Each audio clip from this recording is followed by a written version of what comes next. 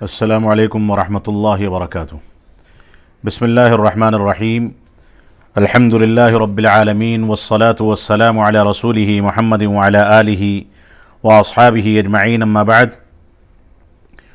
وعن عبد اللہ بن مسعود رضی اللہ تعالی عنہ قال حدثنا رسول اللہ صلی اللہ علیہ وسلم وهو الصادق المصدوق ان احدکم یجمع خلقه في بطن امه 40 يوما نطفة ثم يكون علقة مثل ذلك ثم يكون مضغة مثل ذلك ثم يرسل إليه الملك فينفخ فيه الروح ويؤمر ب4 كلمات بكتب رزقه وأجله وعمله وشقي أو سعيد فوالله الذي لا إله غيره إن أحدكم ليعمل بعمل أهل الجنة حتى يكون بينه وبينها إلا ذراع فيسبق عليه الكتاب فيعمل بعمل أهل النار فيدخلها وإن أحدكم ليعمل بعمل أهل النار حتى ما يكون بينه وبينها إلا ذراع فيسبق عليه الكتاب فيعمل بعمل أهل الجنة فيدخلها رواه البخاری ومسلم۔ محترم سامعین کرام، امام نووی رحمۃ اللہ علیہ کی کتاب 40 نوویہ کے دروس کا سلسلہ چل رہا ہے، جس میں 3 حدیثوں کی شرح و تفسیر علامہ محمد بن صالح عثیمین رحمۃ اللہ علیہ کی کتاب کی روشنی میں اختصار کے ساتھ آپ کے سامنے بیان کی جا چکی ہے۔ یہ 4تھی روایت ہے جس کو عبداللہ بن مسعود رضی اللہ تعالیٰ عنہ نے روایت کیا ہے۔ عبداللہ بن مسعود رضی اللہ تعالیٰ عنہ، یہ عبداللہ بن مسعود بن غافل بن حبیب ابو عبد الرحمن ان کی کنیت تھی، الہذلی المکی البدری، یہ بدری صحابی ہیں، فقیہ و محدث تھے اور قرآن مجید کی تفسیر سے خاص شغف رکھنے والے صحابی رسول ہیں، اور انہوں نے ابتدائی دور میں اسلام قبول کیا، سابقین میں سے ہیں۔ اس سلسلے میں کسی حد تک اختلاف ہے کہ اسلام قبول کرنے میں ان کی ترتیب کون سی ہے، لیکن بہرحال شروع کے دور میں انہوں نے اسلام قبول کیا ہے۔ انہوں نے دونوں قبلوں کی جانب نمازیں ادا کی، یعنی قبلے کی تحویل سے پہلے مسجد اقصیٰ کی جانب انہوں نے رسول اکرم صلی اللہ علیہ وسلم کے ساتھ نمازیں ادا کی، اور قبلے کی تحویل کے بعد مسجد اقصیٰ سے جب قبلہ خانہ کعبہ کی طرف بدل دیا گیا، تب خانہ کعبہ کی طرف بھی نماز ادا کرنے کا شرف ان کو حاصل ہوا، یعنی دونوں قبلوں کی جانب نمازیں ادا کرنے کا شرف ان کو حاصل ہے۔ مکہ میں سب سے پہلے جہری آواز میں انہوں نے قرآن مجید کی تلاوت کی۔ اسی طریقے سے عبداللہ بن مسعود رضی اللہ تعالیٰ عنہ کوفہ کے قاضی بنے، جو عمر بن خطاب رضی اللہ تعالیٰ عنہ کے دور خلافت میں ان کی قاضی کے طور پر تعیین ہوئی، اور وصیت کے مطابق زبیر بن عوام رضی اللہ تعالیٰ عنہ نے انہوں نے ان کا جنازہ پڑھایا، جیسا کہ ان کی وفات 32 ہجری میں ہوئی، بقیع میں مدفون ہوئے۔ وصیت کے مطابق زبیر بن عوام رضی اللہ تعالیٰ عنہ نے ان کا جنازہ مدینہ میں پڑھایا۔ ولادت ان کی مکہ مکرمہ میں ہوئی تھی، جو 60 سال سے زائد عمر پائی، یعنی 32 ہجری میں اگر ان کی وفات ہوئی ہے تو اس لحاظ سے ہم 60 سال پیچھے جائیں تو ان کی ولادت کی تاریخ ملتی ہے، اگرچہ ولادت کی تاریخ کے بارے میں متعین اور کوئی بالضبط کوئی ایسا قول موجود نہیں ہے جس سے تعین کی جا سکے۔ رسول اکرم صلی اللہ علیہ وسلم نے ان کے اور زبیر بن عوام رضی اللہ عنہ کے درمیان مدینہ منورہ کی ہجرت کے بعد مواخات کرائی تھی، بھائی چارہ قائم کیا تھا، جیسا کہ رسول اکرم صلی اللہ علیہ وسلم نے مختلف صحابہ کرام کے درمیان مواخات کرائی تھی۔ یہ تاریخ اسلام کا ایک تنہا اور منفرد ایسا باب ہے اور ایسی مثال ہے جو دنیا کی کسی تاریخ میں نہیں مل سکتی، کہ صحابہ کرام نے مہاجرین کو جس انداز سے انصاری صحابہ کرام نے سہارا دیا اور ان کے لیے اپنی جائیدادیں وقف کر دیں۔ یہاں تک ثبوت ملتا ہے کہ اگر کسی کے پاس 2 بیویاں تھیں تو ایک کو طلاق دے کر کے اس نے عدت گزاری اور اس کو اپنے بھائی کے حوالے کر دیا کہ تم نکاح پڑھ کر کے اس کو اپنی زوجیت میں لے لو۔ ساری قربانیاں پیش کی، کیونکہ وہ لوگ نہتے تھے، ان کے پاس جو کچھ جائیدادیں تھیں، مال و متاع تھا، وہ اہل مکہ نے اپنے قبضے میں لے لیا تھا، اور بالکل بے سر و سامان یہ لوگ مدینہ منورہ پہنچے تھے اسلام کی سربلندی کے لیے اور رسول اکرم صلی اللہ علیہ وسلم کی پیروی کے نتیجے میں۔ تو رسول اکرم صلی اللہ علیہ وسلم نے ان کے اور زبیر بن عوام رضی اللہ تعالیٰ عنہ کے درمیان مواخات قائم کی تھی۔ انہوں نے اور ان کی والدہ رحمہ اللہ رضی اللہ عنہا نے رسول اللہ صلی اللہ علیہ وسلم کی بڑی خدمت کی۔ یہ جوتا پہناتے تھے، جوتا اتارتے تھے، ساتھ چلتے تھے، لاٹھی لے کر کے چلتے تھے، جہاں آپ کو لاٹھی کے سہارے کی ضرورت ہوتی لاٹھی پیش کرتے، اور جہاں لاٹھی رکھنی ہوتی آپ کے مبارک ہاتھ سے لے کر کے اس کو رکھ دیا کرتے تھے۔ اللہ کے رسول صلی اللہ علیہ وسلم کی وفات کے بعد شام کی فتح میں یہ شامل رہے، اور اسی طرح سے یرموک وغیرہ کے معرکے میں انہوں نے شرکت کی۔ قرآن مجید کی تفسیر سے ان کو خاص شغف تھا۔ تو یہ عبداللہ بن عمر رضی اللہ تعالیٰ عنہ، یہ عبداللہ بن مسعود رضی اللہ تعالیٰ عنہ ہیں جن کا مختصر سا خاکہ آپ کے سامنے پیش کیا گیا۔ یہ روایت کرتے ہوئے کہتے ہیں کہ حدثنا رسول اللہ صلی اللہ علیہ وسلم، ہم سے اللہ کے نبی صلی اللہ علیہ وسلم نے بیان کیا، ہم کو خبر دی۔ وَهُوَ الصَّادِقُ الْمَصْدُوقُ، اللہ کے نبی صلی اللہ علیہ وسلم کے بارے میں یہ بیان فرما رہے ہیں کہ آپ سچے بھی ہیں اور آپ کی سچائی کو مانا بھی گیا ہے، یعنی آپ بذات خود سچے ہیں اور آپ کی سچائی کو سارے کے سارے لوگوں نے تسلیم کیا ہے۔ یہی وجہ ہے کہ رسول اکرم صلی اللہ علیہ وسلم سے ساری عداوتوں، ساری دشمنیوں کے باوجود کفار و مشرکین مکہ آپ کو صادق و امین کے لقب سے ملقب کیا کرتے تھے، یعنی ان لوگوں کے سامنے سارے اختلافات تھے، دین کا، مذہب کا، عقیدے کا، توحید کا، ہر اختلاف ان کے سامنے تھا، لیکن آپ کی سچائی اور آپ کی امانت داری کا وہ لوگ اقرار کرتے تھے۔ تو کہتے ہیں کہ آپ سچے تھے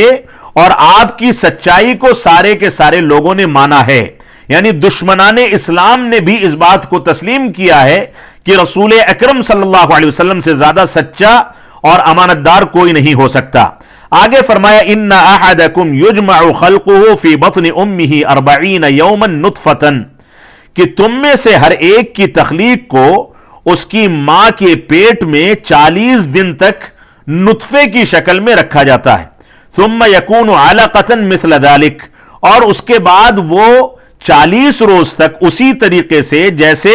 40 دن تک وہ نطفے کی شکل میں رہا، اسی طریقے سے وہ جمے ہوئے خون کی شکل میں 40 روز تک رہتا ہے۔ ثم یکون مضغۃ مثل ذلک، اور اس کے بعد وہ ماں کے پیٹ میں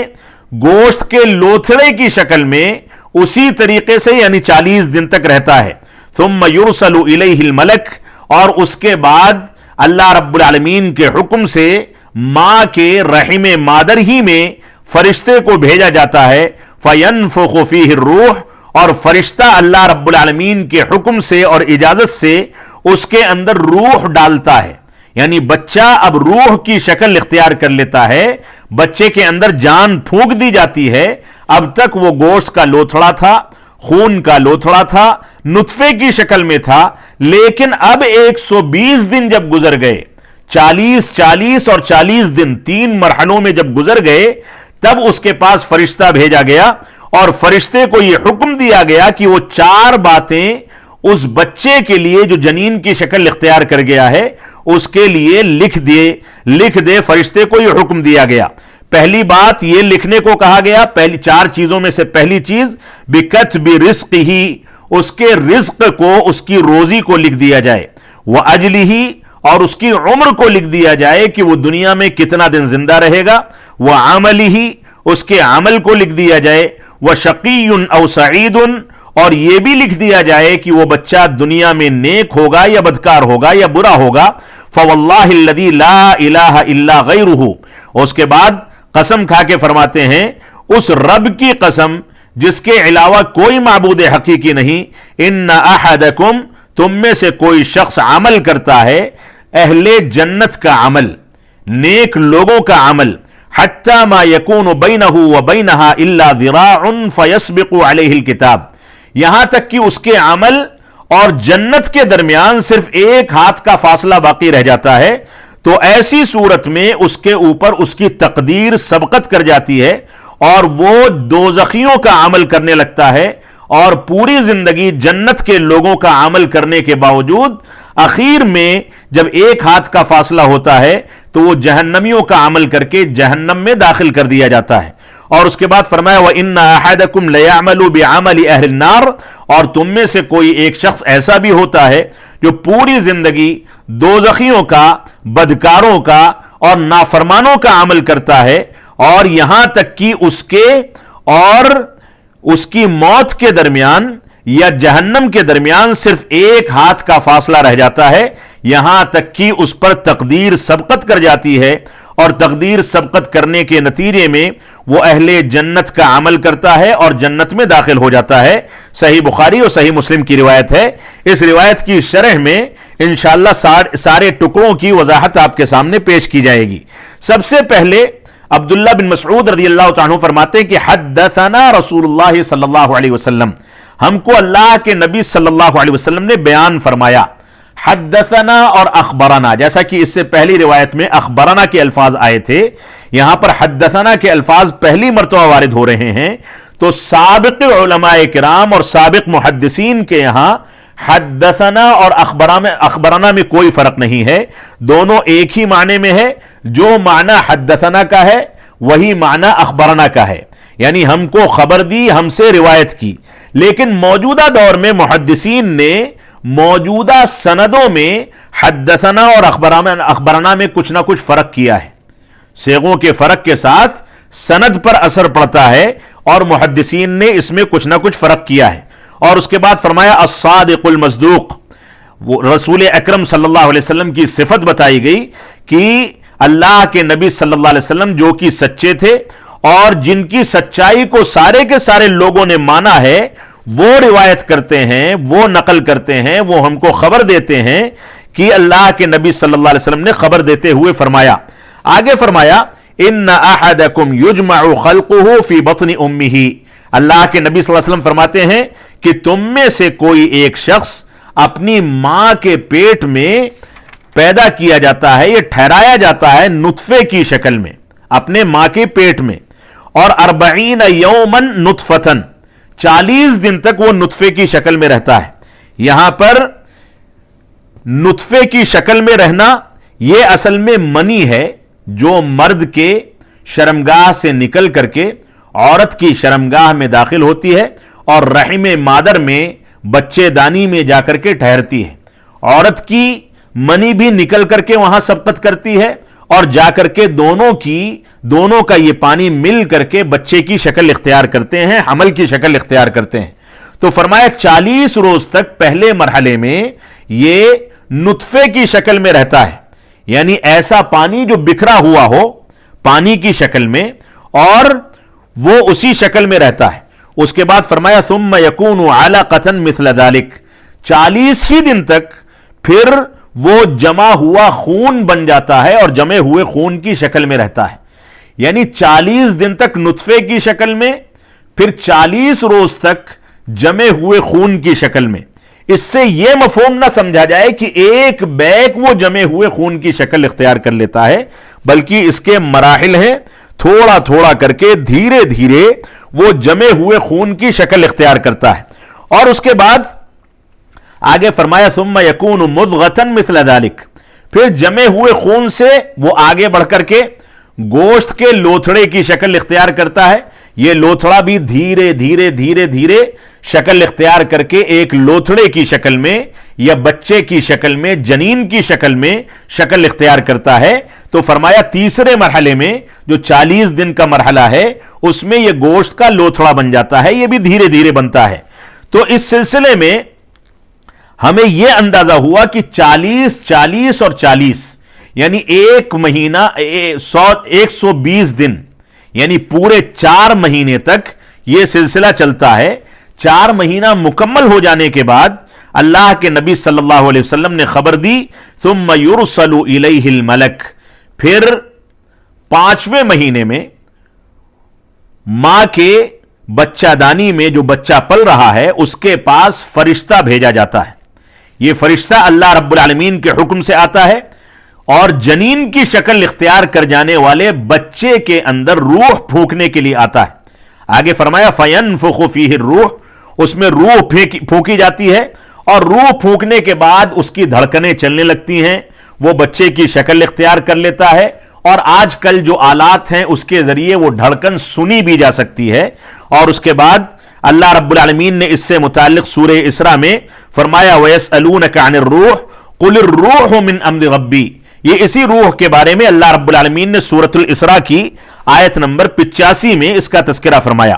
اس کے بعد اللہ کے رسول صلی اللہ علیہ وسلم فرماتے ہیں وَيُؤْمَرُ، یعنی فرشتے کو یہ حکم دیا جاتا ہے بِأَرْبَعِ كَلِمَاتٍ، کہ وہ 4 کلمات کو لکھے. یعنی بچہ جو پیدا ہونے والا ہے آگے کے مرحلے میں، اس کے حق میں 4 چیزوں کو پہلے سے لکھ دے. وہ 4 چیزیں ہیں بِكَتْبِ رِزْقِهِ، سب سے پہلی بات اس کی روزی روٹی لکھ دی جائے، اس کی عمر لکھ دی جائے، اور اس کے کام اور عمل لکھ دیے جائیں، اور یہ لکھ دیا جائے کہ وہ نیک ہوگا یا بدکار اور برا ہوگا. اللہ کے نبی صلی اللہ علیہ وسلم نے پہلے بتایا کہ اس کی رزق لکھا جاتا ہے،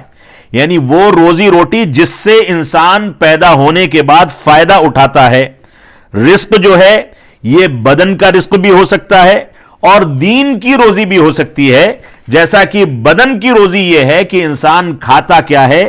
پیتا کیا ہے، لباس کیا پہنتا ہے، کون سے گھر میں رہتا ہے، یہ ساری کی ساری چیزیں، کن چیزوں پر سواریاں کرتا ہے، یہ رزق ہے انسان کے بدن کا رزق جو لکھ دیا جاتا ہے. اور اسی طریقے سے دین کا رزق، یعنی وہ علم کیا حاصل کرے گا، ایمان اس کا کیسا ہوگا، اور یہ ایمان کے مطابق کیسی زندگی گزارے گا، یہ دین کا رزق ہے، یہ بھی اس کے مقدر میں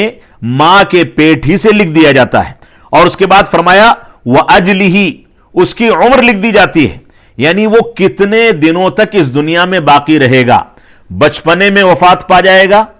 یا ماں کے پیٹ ہی میں مر جائے گا، وفات پا جائے گا، یا جوانی کی عمر میں، ادھیڑ عمر میں، بوڑھا ہو کر کے کس عمر میں اس کو موت ملے گی، یہ بھی لکھ دیا جاتا ہے، جو کہ انسان کی کونی تقدیر میں سے ہے، جس کو کوئی دنیا کی طاقت ٹال نہیں سکتی، نہ 1 انچ پیچھے، نہ 1 سیکنڈ پیچھے، نہ 1 سیکنڈ آگے. اور اسی طریقے سے بعض روایات میں ملتا ہے کہ جو شخص رشتہ داریوں کو جوڑتا ہے اللہ رب العالمین اس کی عمر میں اضافہ فرماتا ہے. یہ روایت عام طور سے لوگ سوال میں بھیجتے ہیں کہ عمر میں اضافے کا کیا مطلب ہے. عمر میں اضافے کا مطلب یہ ہے کہ اس کی عمر اگر 50 سال ہے تو 50 سال ہی رہے گی، لیکن 50 سال کی عمر میں اس کو 60 سال 70 سال کے عمل صالح کی توفیق مل جائے گی. عمر میں برکت اور اضافے کا مفہوم یہ ہے. اور اسی وجہ سے اللہ رب العالمین نے فرمایا لن یؤخر اللہ نفسا اذا جاء اجلها، جب کسی نفس کی موت آ جاتی ہے تو اس کو ذرا سا بھی ٹالا نہیں جا سکتا. یہ اللہ رب العالمین کا حتمی فیصلہ ہے. اسی طریقے سے اس کی عمر کو لکھ دیا جاتا ہے اور اس کا کام لکھ دیا جاتا ہے. وَعَمَلِهِ، اس کا کام. کون سا کام؟ اس کے اقوال، اس کے افعال اور اس کے دل و دماغ کے کام، قولی، فعلی اور قلبی، یہ تینوں کے تینوں اعمال اس کے لکھ دیے جاتے ہیں. یعنی وہ کس طریقے سے اپنے اقوال کے ذریعے سے کام کرے گا، فعل کرے گا، کس طریقے سے افعال کو انجام دے گا، کس طریقے سے دل کو وہ ڈھالے گا کہ دل اس کا اللہ رب العالمین کا فرما بردار بنے یا نافرمان بنے. اور اس کے بعد فرمایا وَشَقِيٌّ أَوْ سَعِيدٌ، چوتھی چیز جو اس کے بارے میں ماں کے پیٹ ہی سے لکھ دی جاتی ہے وہ یہ ہے کہ وہ اچھا ہوگا یا برا ہوگا. اللہ رب العالمین نے اسی کے بارے میں ارشاد فرمایا سورہ ہود کے اندر فَمِنْهُمْ شَقِيٌّ وَسَعِيدٌ، ان انسانوں میں اچھے اور برے دونوں طرح کے لوگ ہیں. فَأَمَّا الَّذِينَ شَقُوا فَفِي النَّارِ، جو لوگ برے ہیں وہ دوزخ میں ہوں گے. وَأَمَّا الَّذِينَ سُعِدُوا فَفِي الْجَنَّةِ، آگے فرمایا اور جو لوگ نیک ہیں وہ جنت میں ہوں گے. یہ اللہ رب العالمین کی تقدیر ہے، اللہ رب العالمین نے لکھ دیا. لیکن جیسا کہ کل کے درس میں اس کا تذکرہ یا پرسوں کے درس میں تذکرہ آیا تھا کہ انسان شرعی تقدیر میں با اختیار بنایا گیا ہے. اگر اس کے مقدر میں یہ لکھا گیا ہے کہ وہ برا ہے لیکن وہ نیک اور اچھا بننا چاہتا ہے تو اپنی کوششوں کے ذریعے، دعاؤں کے ذریعے اللہ رب العالمین سے قربت اختیار کر کے، اللہ رب العالمین سے رو کر کے اور گڑ گڑا کر کے وہ اپنی تقدیر کو نیکوکار لوگوں کی تقدیر میں بدل سکتا ہے۔ اللہ رب العالمین، اللہ کے رسول صلی اللہ علیہ وسلم نے آگے فرمایا فواللہ الذی لا الہ غیرہ، اس رب کی قسم جس کے علاوہ کوئی معبود حقیقی نہیں۔ بعض محدثین کا کہنا ہے کہ یہ ٹکڑا حدیث کا ابن مسعود رضی اللہ تعالیٰ عنہ کے کلام میں سے ہے، یعنی یہ ابن مسعود رضی اللہ تعالیٰ عنہ کا فرمان ہے، اللہ کے نبی صلی اللہ علیہ وسلم کا کلام نہیں ہے، آپ کے الفاظ نہیں ہیں۔ لیکن صحیح بات اس سلسلے میں یہ ہے کہ یہ رسول اکرم صلی اللہ علیہ وسلم کے الفاظ ہیں۔ عبداللہ بن مسعود رضی اللہ تعالیٰ عنہ نے اس کو روایت کیا ہے، نقل کیا ہے رسول اکرم صلی اللہ علیہ وسلم سے۔ اسی طریقے سے آگے اس بات کو آپ کے سامنے واضح کر دینا ضروری ہے تاکہ کسی کے ذہن و دماغ میں اللہ رب العالمین کے بارے میں سوء ظن نہ بیٹھے۔ بعض روایات میں ملتا ہے ان احدکم لیعمل بعمل اہل الجنت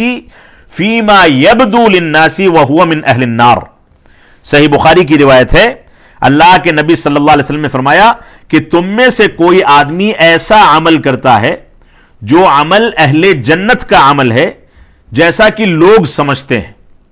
یعنی لوگوں کے لیے ظاہر یہ ہوتا ہے کہ وہ جنتیوں کا عمل کر رہا ہے لیکن وہ جہنمیوں کا عمل کرتا ہے۔ یعنی ہم بظاہر یہ دیکھتے ہیں کہ وہ نمازی پرہیزگار ہے، صدقات و خیرات کا اہتمام کرتا ہے، لیکن اللہ رب العالمین جانتا ہے کہ وہ سارے کے سارے کام ریاکاری کے لیے کر رہا ہے، اللہ کی رضامندی کے لیے نہیں کر رہا، اس وجہ سے وہ جہنمیوں میں سے ہو جاتا ہے۔ تو اس روایت سے ہمارا حسن ظن اللہ رب العالمین سے مضبوط ہوتا ہے، یعنی انسان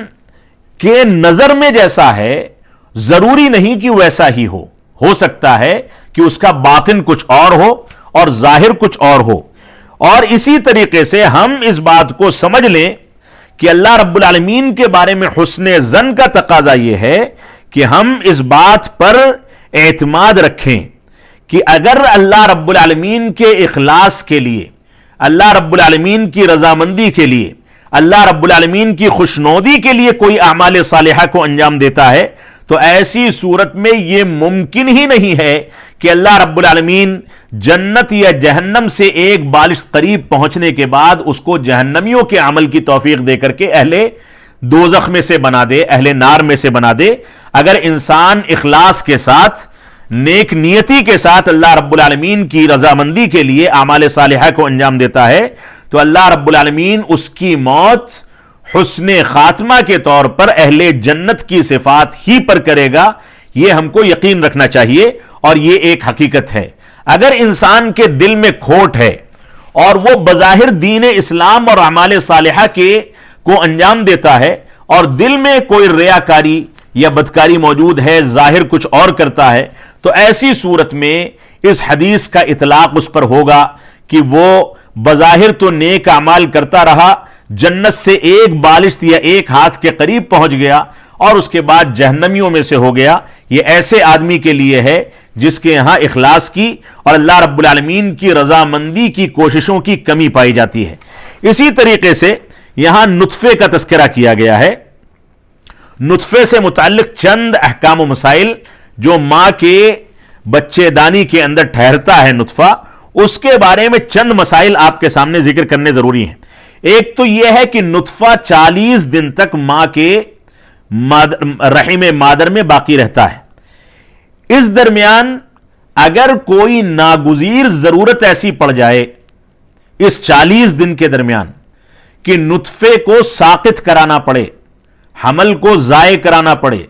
صحت و تندرستی کا مسئلہ ہے، ماں کی جان کو خطرہ ہے، یا بچہ اندر اس انداز سے ہے، اس بات کا امکان ہے کہ وہ خراب پیدا ہوگا، تو شروع کے 40 دنوں میں حمل کو ساقط کرانا جائز ہے۔ بلا مجبوری کے ایسا کرنا غلط ہے، لیکن مجبوری کی صورت میں ایسا کرنا مباح اور جائز ہوگا۔ اسی طریقے سے اگر عورت کی جان کا خطرہ ہے تو شروع کے 40 دنوں میں اس حمل کو ساقط کرانا واجب بھی ہو سکتا ہے تاکہ جان کے حفظ و امان کے امکانات پیدا کیے جا سکیں۔ اسی طریقے سے اگر ایک مسئلہ یہ ہے کہ گوشت کا لوتھڑا بننے، روح پھونکنے سے پہلے، گوشت کا لوتھڑا بننے کے وقت تک، یعنی نطفہ، اس کے بعد خون کا جمع ہوا خون، پھر گوشت کا لوتھڑا بننے تک اگر بچہ ماں کے پیٹ میں باقی ہے اور اس کے بعد کسی وجہ سے وہ ساقط ہو گیا، گر گیا، ماں کی کمزوری کی وجہ سے، کسی بیماری کی وجہ سے اگر وہ ساقط ہو جاتا ہے تو ماں کو جو خون آتا ہے وہ خون دم فساد ہوگا، دم نفاس نہیں ہوگا، یعنی ماں کے اوپر نفاس کے خون کے احکامات جاری نہیں ہوں گے، بلکہ وہ دم فساد ہے، اس کو صاف ستھرا کر کے اس کو نماز وغیرہ شروع کرنی ہوگی۔ اسی طریقے سے ایک مسئلہ یہ ہے کہ اگر عورت عدت میں ہے، یعنی اس کے پیٹ میں بچہ ہے اور اس کے شوہر کی موت ہو جاتی ہے، تو اس کی عدت جو ہے بچے کی ولادت مانی گئی، یا تو 4 مہینہ 10 دن، اگر وہ حمل سے نہیں ہے تو 4 مہینہ 10 دن اس کی عدت ہوگی، اگر وہ حمل سے ہے تو ایسی صورت میں بچے کی ولادت اس کی عدت ہوگی، ولادت ہونے کے بعد وہ عدت سے خارج ہو گئی، اب وہ اپنی مرضی کے لحاظ سے لباس، زیب و زینت اور دوسری شادی کے بارے میں غور و فکر کر سکتی ہے۔ لیکن اگر عورت عدت میں ہے اور حمل روح پھونکنے سے پہلے ساقط ہو گیا، یعنی گوشت کے لوتھڑے کی شکل ہی میں ساقط ہو گیا، تو ایسی صورت میں اس کی عدت مکمل نہیں مانی جائے گی، بلکہ وہ عدت 4 مہینہ 10 دن پوری کرے گی۔ اسی طریقے سے اس سلسلے میں ایک مسئلہ یہ ہے کہ اگر روح پھونکے جانے کے بعد بچہ ساقط ہو جاتا ہے، یعنی پیدائش سے پہلے اور 4 مہینہ گزر جانے کے بعد فرشتے نے اس کی تقدیر لکھ دی، اس میں روح پھونک دی گئی، اس کی دھڑکن چلنے لگی، ایسی صورت میں اگر بچہ ساقط ہوتا ہے، حمل گر جاتا ہے، تو ایسی صورت میں بچے کو غسل بھی دیا جائے گا، کفن بھی دیا جائے گا، اس کی نماز بھی پڑھی جائے گی، اور مسلمانوں کے قبرستان میں اس کو دفنایا جائے گا، اور اس کا نام رکھا جائے گا، اور اس کا عقیقہ کیا جائے گا راجح قول کے مطابق۔ اسی طریقے سے روح کے پھونکے جانے کے بعد حمل کو ساقط کرنا ہر صورت میں حرام ہے، کیونکہ بچے کے اندر روح پھونکی جا چکی ہے۔ اب حمل کو ساقط کرنے کا معاملہ یہ ہے کہ گویا ہم کسی کی جان لے رہے ہیں، قتل کر رہے ہیں، اس کی اجازت اسلام سرے سے نہیں دیتا ہے۔ اس سلسلے میں یہ بھی سوال پیدا ہوتا ہے کہ اگر روح پھونکے جانے کے بعد ماں کی جان کو خطرہ ہو جائے اور ڈاکٹر یہ کہے کہ ماں کو بچاؤ یا بچے کو بچاؤ، تو ایسی صورت میں بھی علماء کرام کا کہنا یہی ہے کہ حمل کو ساقط نہ کیا جائے، کیونکہ 2 جانوں کا مسئلہ ہے، دونوں میں سے ایک بچے گی ایک جائے گی، یا اس بات کا امکان بھی ہے اور ظن غالب ہے کہ دونوں بچ جائیں۔ اس وجہ سے ہم کو اللہ رب العالمین پر اعتماد کر کے دونوں کو بچانے کی کوشش کرنی چاہیے۔ روح پھونکے جانے کے بعد حمل کا ساقط کرنا یہ کیونکہ حرام ہوتا ہے۔ یہ ہے چند مسائل اس مبارک حدیث کے۔ اللہ رب العالمین ہم کو قرآن و سنت کے مطابق تمام کے تمام امور میں اسلامی تعلیمات پر عمل پیرا ہونے کی توفیق عطا فرمائے۔ اللہ رب العالمین ہم کو توفیق عطا فرمائے کہ ہم قرآن و سنت کی پیروی کریں۔ اللہ رب العالمین رمضان کے مبارک مہینے میں ہم کو بھرپور طریقے سے عبادات کو انجام دینے، اپنی رضامندی کے اسباب کو تلاش کرنے، اور یہ وبائی مرض جو ہے اس کے خلاف دعا کر کے اس سے نجات حاصل کرنے کی کوششیں کرنے کی توفیق عطا فرمائے۔ ساری دنیا کو اس وبا سے جلد اللہ رب العالمین نجات دے، اور ہم جب تک جئیں تب تک اسلام پر جئیں، ہمارا جب خاتمہ ہو تو ایمان پر ہو۔ وصلی اللہ علی نبینا محمد وعلی آلہ وصحبہ وسلم۔ والسلام علیکم ورحمۃ اللہ وبرکاتہ۔